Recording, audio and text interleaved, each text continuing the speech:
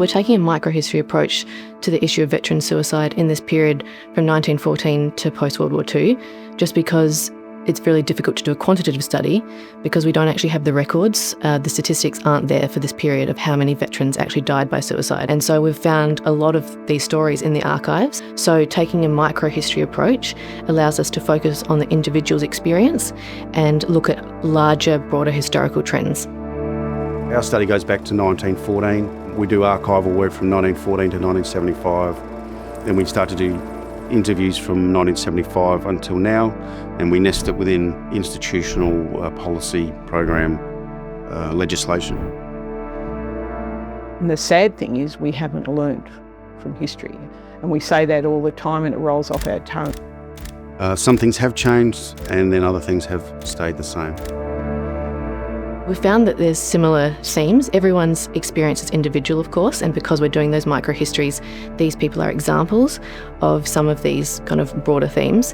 But we've found similar or overlapping kind of issues. We'll layer each story over the top and find something that seems like a heat map, things that keep reoccurring. So, for example, when people return home, relationship breakdowns, economic hardship.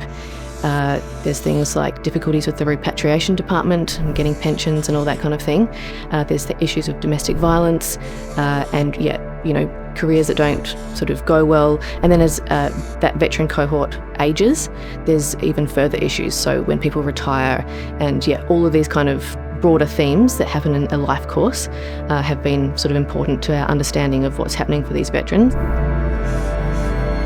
I think what we've found in the archives is that veterans can have very successful lives or outwardly have very successful lives and seem like everything's fine, and then their families and communities are shocked when they die. Alternatively, we also in the archives can see the opposite of that, so veterans who do struggle and there are long histories of untreated mental illness, and through the coronial inquests and through witness statements, we actually have quite an insight into suicidality and suicidal behaviours that veterans have had prior to their death. Even as people were joining up, so Australians were joining up in 1914, there was a discussion about previous wars. So, for example, the Sudan War, what was known as the Boer War, but is now the South African War, and the Boxer Rebellion. People were understanding that veterans from those conflicts had actually died by suicide and were starting to think about how this would affect the cohort of the First World War. It's very messy during the First World War. Obviously, this is an era where psychology and all that kind of stuff is in its infancy. And so kind of early ideas about shell shock emerge in like sort of 1915, and it's named as such. There's sort of developing ways of supporting these veterans that obviously aren't very sort of useful, or not what we would term as successful today, but at the time this is what they're dealing with. And so then for the Second World War cohort we have a kind of a shift.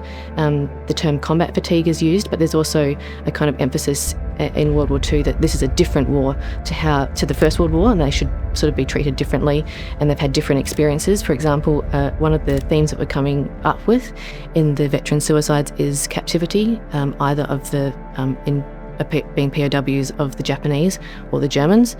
So that dominates the Second World War cohort more than it did the First World War.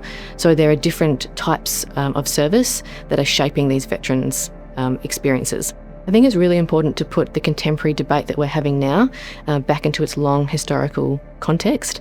This is a phenomenon that is more than a century long issue that we've been dealing with in Australia. And so if we're really to create a better future for our veterans, we need to reckon with its history more fully.